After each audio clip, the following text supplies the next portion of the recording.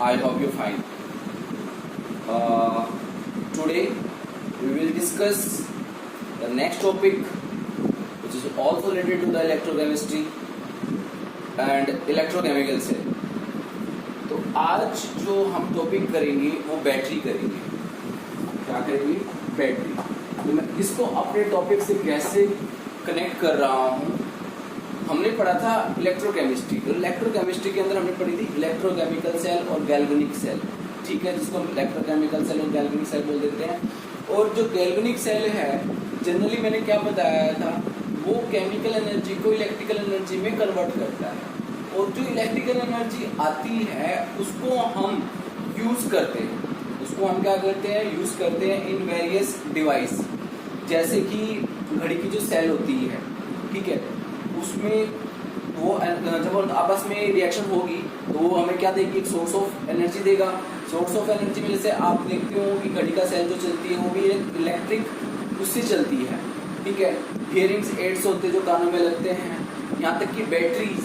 ठीक है, तो हम मेनली जो बात करेंगे बैटरी, और बैटरी में मेनली हम बात कर रहे हैं दो टाइप के. प्राइमरी सेल, इनको पढ़ेंगे हम. सेकेंडरी सेल, एक और डिस्कस करेंगे हम इसी के अंदर, इसको बोलेंगे फ्यूल सेल.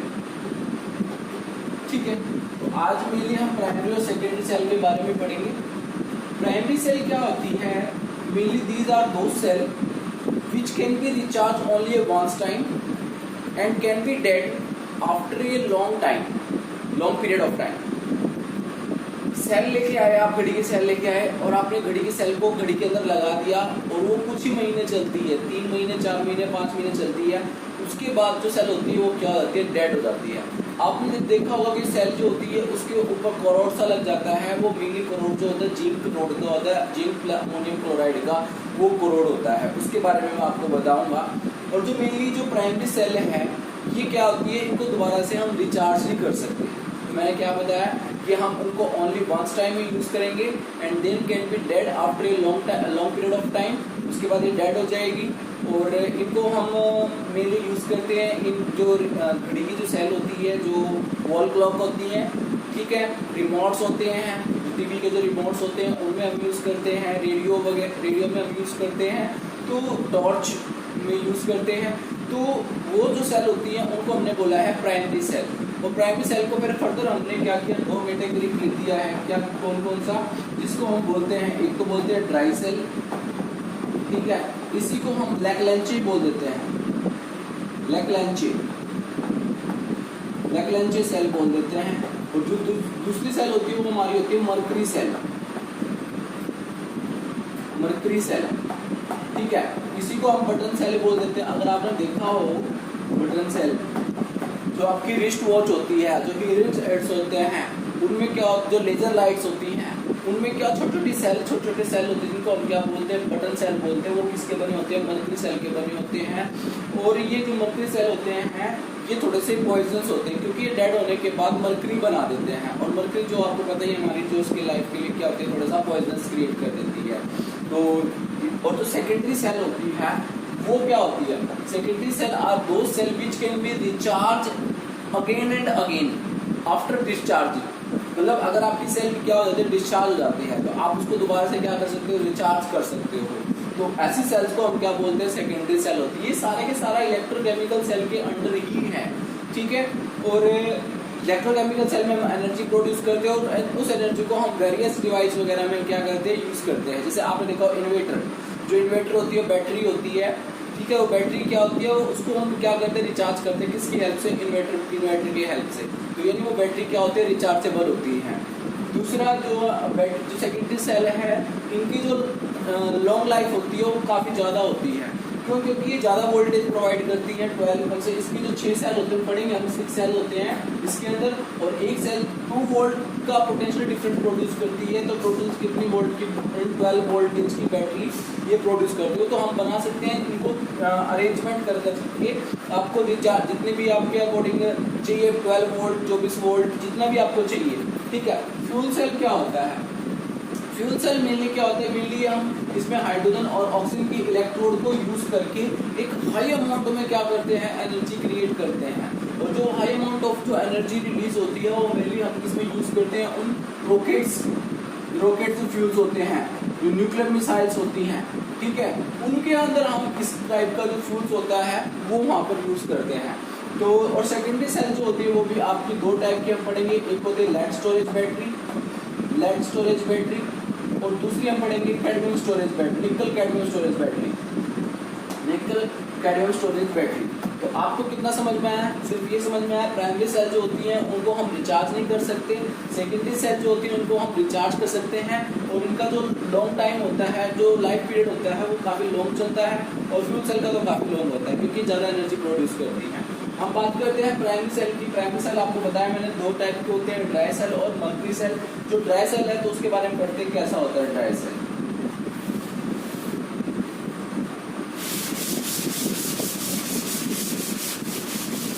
जो ड्राई सेल होगा, आपने देखा होगा घड़ी का जो सेल होता है, आपने देखा होगा, काफी बार देखा होगा कि जो ड्राई सेल होता है वो एक कंटेनर का बना होता है। जो आउटसाइड जो कंटेनर होता है वो किसका बना होता है, वो जिंक का बना होता है। किसका बना होता है, जिंक का बना होता है। और इसके अंदर एक टिप सी लगी होती है जो किसकी बनी होती है, ग्रेफाइट रोड होती है। क्या होती है, ग्रेफाइट रोड। और जो ग्रेफाइट रोड होती है वो आपकी किसका काम करती है, एनोड का काम करती है। ग्रेफाइट रोड, ये आपकी ग्रेफाइट रोड है और ये आपका जिंक कंटेनर बना होता है, किसका काम करता है, ये एनोड का काम करता है, ठीक है। और यहाँ पर एक क्या होता है, एक पोरस प्लेट लगी होती है और जो ये जो जिंक रोड है, सॉरी जो ग्रेफाइट रोड है, इसके सराउंडेड जो पेस्ट डला होता है वो किसका डला होता है, मैग्नीज ऑक्साइड प्लस कार्बन का। ये दो काम, कार्बन के अगर दो काम करती है तो इलेक्ट्रिसिटी का भी काम करती है। ये थोड़ा इलेक्ट्रिकल ग्रेफाइट का, कार्बन ग्रेफाइट ही तो होती है, ठीक है, इलेक्ट्रिसिटी प्रोवाइड करती है। और जो थोड़ा सा वेकेंट स्पेस रह जाता है उनको फिल करने का भी ये काम करती है। ये कहाँ होगा, जो ये हमने पोरस लगा रखे हैं और ये पोरस है जो है इसके अंदर जो साइड में सराउंडेड है, यहाँ पर क्या होता है आपका अमोनियम क्लोराइड NH4Cl और किसका पेस्ट होता है, यहाँ पर आपका जिंक क्लोराइड, अमोनियम क्लोराइड और HCl। जिंक इसका आपका यहाँ पे क्या होता है, पेस्ट होता है। इतना समझ में आ गया, अमोनियम क्लोराइड और यहाँ पे इनका पेस्ट डला होता है। अब बात आती है कि जो रिएक्शन होती है वो किस तरह से होती है। तो इस तरह से रिएक्शन होती है ये, ठीक है। तो ये हमारा मेनली हमने बताया आपको कि ये जो कंटेनर होता है ये जिंक का बना होता है। जिंक कैसा काम करेगा, एनोड का काम करेगा और ग्रेफाइट रोड लगी होती है तो काम करेगी, कैथोड का काम करेगी, कैथोड का काम करेगी। और ये जो इसके अंदर सराउंडेड होता है अमोनियम क्लोराइड और जिंक क्लोराइड का paste, sorry zinc chloride ZnCl2 का क्या होता है, इसके अंदर पेस्ट होता है। अब इसकी हम रिएक्शन देख लेते हैं, रिएक्शन कैसी होती है। रिएक्शन एट एनोड पर क्या होगा, जो जिंक है वो क्या करेगा, 2 इलेक्ट्रॉन का लूज करके क्या बना देगा, जिंक आयन बना देगा, ठीक है। और एट कैथोड पर क्या होगा, जो आपका ये MnO2 है, क्या होगा, जो आपका MnO2 है प्लस में अमोनियम आयन है, ठीक है। अमोनियम आयन कहाँ से, जो इसके अंदर से, यहाँ से ये सॉल्यूशन है जो ये अमोनियम क्लोराइड और जिंक क्लोराइड का पेस्ट बना रखा है, यहाँ से ये अमोनियम क्लोराइड के साथ रिएक्ट करता है और क्या करता है, जो ये इलेक्ट्रॉन आए हैं 2 इलेक्ट्रॉन को गेन करके क्या बनाता है, ये बना लेता है Mn2O3, क्या बनाता है Mn2O3 प्लस में अमोनिया और प्लस में वाटर, ठीक है, प्लस में वाटर। बाकी आप इस रिएक्शन को क्या कर लोगे, बैलेंस कर लोगे, ठीक है। बैलेंस करने से Mn2O3 ये 2 हो गया और अमोनिया को आपको 2 से मल्टीप्लाई करके यहाँ भी आप 2 से मल्टीप्लाई करो, ठीक है। तो ये रिएक्शन आपकी बनी है। मैं दोबारा रिपीट कर देता हूँ। एट एनोड पर क्या होता है, जिंक का ऑक्सीडेशन और एट कैथोड पर क्या होगा, MnO2। तो जो यहाँ से MnO2 और यहाँ से आपके 2 आयन थे, ammonium chloride and chloride ion, तो यहाँ से अमोनियम आयन, इसके और 2 इलेक्ट्रॉन कहाँ से आए, जो आपके एनोड से आए थे, ये आपस में रिएक्ट करके क्या बनाता है Mn2O3। यहाँ पर अगर ऑक्सीजन स्टेट करोगे तो आपको +4 है, यहाँ पर कितनी होती है, +3 है। एक तरह से यहाँ पर Mn का क्या हो जाता है, रिडक्शन होता है। तो ये रिएक्शन में लिए हमारे क्या होते हैं, प्राइमरी सेल के अंदर होती है। हाँ, तो अगर आप देखते हो कि भाई काफी टाइम के बाद जो जिंक आयन है, ये जिंक आयन क्या करते हैं, ये जो अमोनिया निकला है ये प्लस Cl2 क्लोरीन, ये मिलकर क्या बना लेते हैं, कॉम्प्लेक्स बना लेते हैं जिंक के साथ, NH3 ट्वाइस और Cl2, ये क्या मिलता है, कॉम्प्लेक्स बना लेता है। आपने देखा होगा कि जो ये सेल होती है इसके ऊपर क्लोराइड सा लग जाता है, मेनली क्लोराइड किसका लगता है, वो अमोनियम क्लोराइड का ही लगता है। क्लियर हो गया। तो अगर अमोनियम क्लोराइड कब लगेगा, अगर आप इसको इस सेल को यूज नहीं करोगे, सेल को अगर यूज नहीं करते तो ये जिंक रिलीज करता रहता है, उसके साथ रिएक्ट करके एक पेस्ट को बना लेता है, रिएक्शन करके कॉम्प्लेक्स बना लेता है, जिसकी वजह से कोरोजन लगता है। हाँ, इसकी जो वोल्टेज बताई गई है, इसमें जो वोल्टेज बनती है आपकी 1.23 से कितनी होती है, 1.23 से या 1.25 से बनती है आपकी 1.50 वोल्ट, ये बनती है इसमें वोल्टेज। आगे बताऊंगा कि भाई इसमें जो वोल्टेज होती है वो क्या रहती है, वेरी करती रहती है। क्यों? क्योंकि इसके अंदर क्या होते हैं, आयंस की फॉर्मेशन होती है। ओवरऑल रिएक्शन भी अगर आप देखोगे तो आयंस की फॉर्मेशन होगी, ठीक है। बट जब मैं बताऊंगा आपको इस मर्करी सेल है, उसमें जो वोल्टेज रहती है वो कांस्टेंट रहती है थ्रू आउट इट्स लाइफ, और बट इसमें जो कांस्टेंट रहती है वो वेरी करती है, क्योंकि जिंक आयन की जो कंसंट्रेशन धीरे धीरे डिक्रीज होती रहती है, इस वजह से। क्लियर होगा। तो इसके बाद हम बात करते हैं इसकी नेक्स्ट सेल जो हमारी कौन सी है, इसकी हमारी ड्राई सेल, और इसी को हम लैक्लेंसी सेल बोल देते हैं। दूसरी सेल है जो हमारी है वो है मर्करी सेल।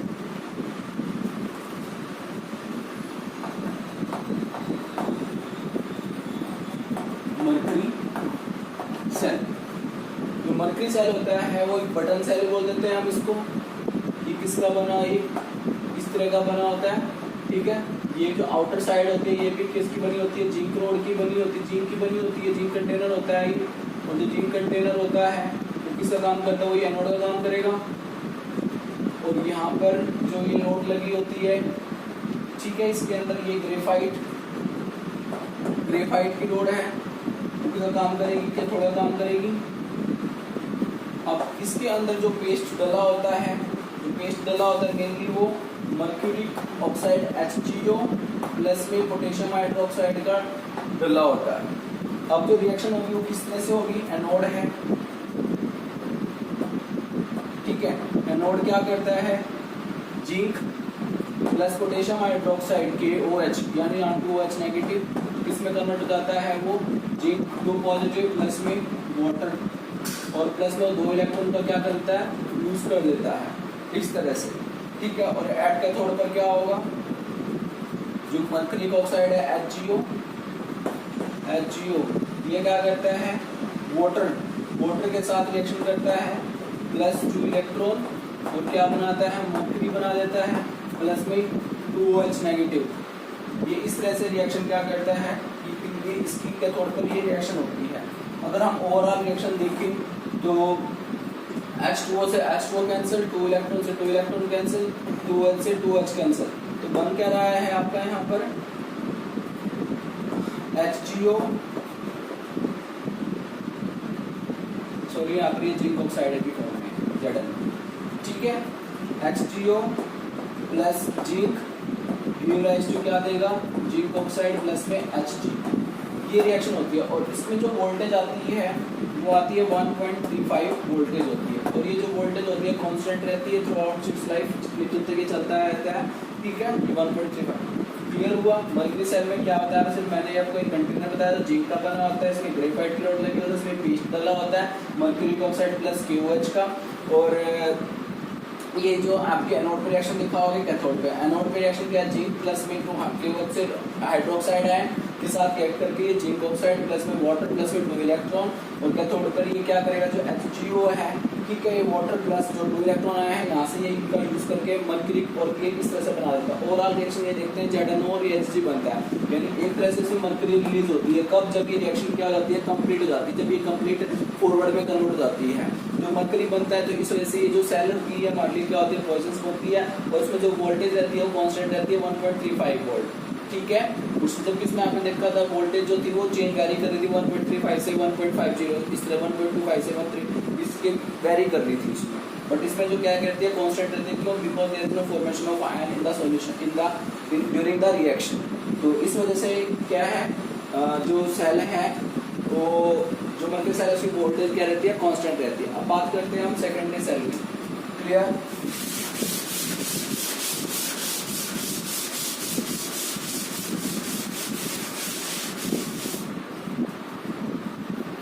बात करते हैं हम सेकेंडरी सेल की।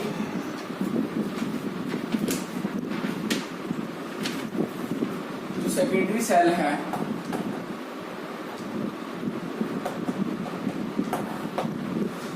these are those cells which can be recharged again and again when become discharge। जब ये आपकी सेल क्या होता है, डिस्चार्ज हो जाती है, तो इसको हम क्या करते हैं, रिचार्ज कर सकते हैं। तो इसकी जो वर्किंग है, जो कंस्ट्रक्शन है, वो किस तरह से है।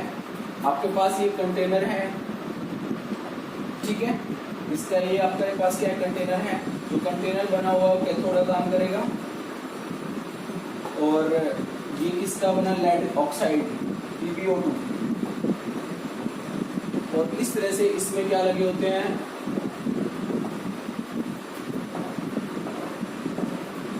इस तरह से सेल्स को हम क्या करते हैं, कनेक्ट करते हैं इन सीरीज में।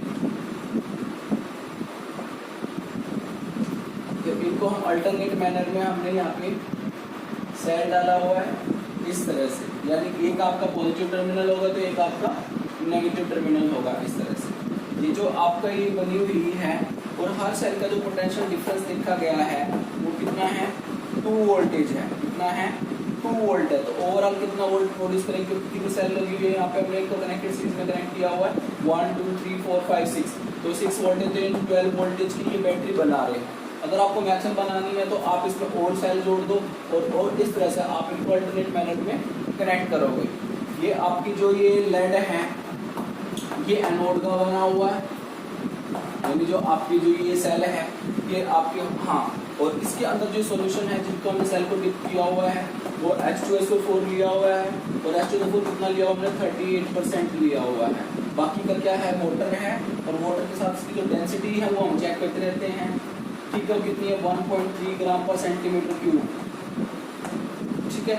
ये इसकी वो है, ये इसकी सेल वर्किंग है। एक तरह से आपने क्या बताना है, कंटेनर लेना है, और कंटेनर के अंदर आपने इन सेल्स को क्या करना, कनेक्ट करना है इन सीरीज के अंदर, और जो किसका काम कर रही है, एनोड का, और जो कंटेनर किसका काम कर रहा है, ये आपका कैथोड काम कर रहा है, लेड, जो लेड ऑक्साइड का बना हुआ है। इसके बाद हमने इनको सेल को सबको डिप किया हुआ है इन H2SO4 के अंदर, जो H2SO4 कितना 38% है। तो अब रिएक्शन कैसी हो, रिएक्शन कैसे होगी ये वो हमने बताना है। रिएक्शन आपका ध्यान रखना है एट, इससे पहले हम बात करते हैं एट एनोड पे। एनोड किसका बना, Pb का। तो Pb क्या करता है, जो सल्फ्यूरिक एसिड के अंदर डिप थी तो वहां से सल्फेट आयन लेता है, ये SO4 नेगेटिव, तो किसमें कन्वर्ट हो जाता है, PbSO4 प्लस में 2 इलेक्ट्रॉन का लॉस कर देता है। ये एट एनोड पे हुआ। फिर एट कैथोड पे, एट कैथोड पे क्या था आपका, PbO2 था, PbO2 भी क्या करता है, सल्फेट आयन सा क्रिएट करता है, प्लस में वहाँ से H आयन लेता है, कितने H आयन, और इलेक्ट्रॉन जितने यहाँ से निकले हैं उनको यूज करेगा, और क्या बना देगा, वो भी PbSO4 बनाएगा, और प्लस में वाटर, प्लस में वाटर। तो एक तरह से अगर आप इसको बैलेंस करोगे तो यहाँ पर ये कितने यूज हुए आपके पास, 2H, 2 PbSO4, 2 PbO2, ठीक है, और ओवरऑल यहाँ पे 4H प्लस। ये रिएक्शन आपकी जब आप इसको ओवरऑल कंबाइन करोगे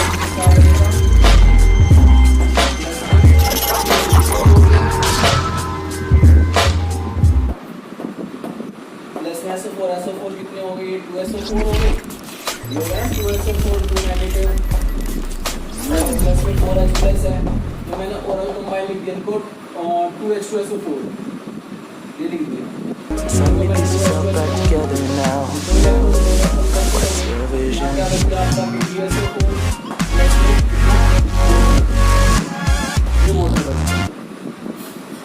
ये जो आपकी रिएक्शन बैलेंस कर लेना, ये जो आपकी रिएक्शन है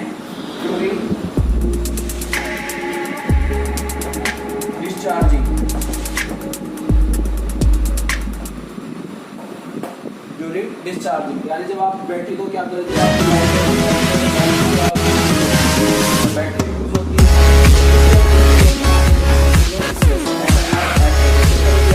recharging, right the reaction of the secondary cell of lead storage battery. ठीक है, तो आपने इस तरह से लिखोगे। इस तरह से आप देखोगे इसमें लेड सर्कुलेट का और वाटर का दोनों आ जाता है। इसमें आपको ध्यान रखना पड़ता है कि वाटर आपको डालना पड़ता है। ठीक है, और अगर आप बिल्कुल में आता है इसकी रिचार्जिंग लिखो, तो रिचार्जिंग में आपने इसको क्या करना, उल्टा कर देना है। उल्टा किस तरह से मैं दिखा देता हूँ। आप लिखोगे एट रिचार्जिंग। रिचार्जिंग में क्या होगा, जो ये वाली रिएक्शन है ये आ जाएगी प्लस में 2 इलेक्ट्रॉन गिव राइज टू आपको क्या देगा, Pb प्लस में SO4 और प्लस में 2 इलेक्ट्रॉन। इस तरह से मिलेगा। अब क्या हो जाएगा फिर, ये होगा यहाँ पर इलेक्ट्रॉन का लॉस कर रहा है, तो ये क्या बन जाएगी आपकी एनोड बन जाएगी। कैथोड पे क्या होगा, उल्टी करो उसको, फिर 2PbSO4 प्लस में H2O क्या आएगा आपको, ये PbSO2 प्लस में SO4 प्लस में 4H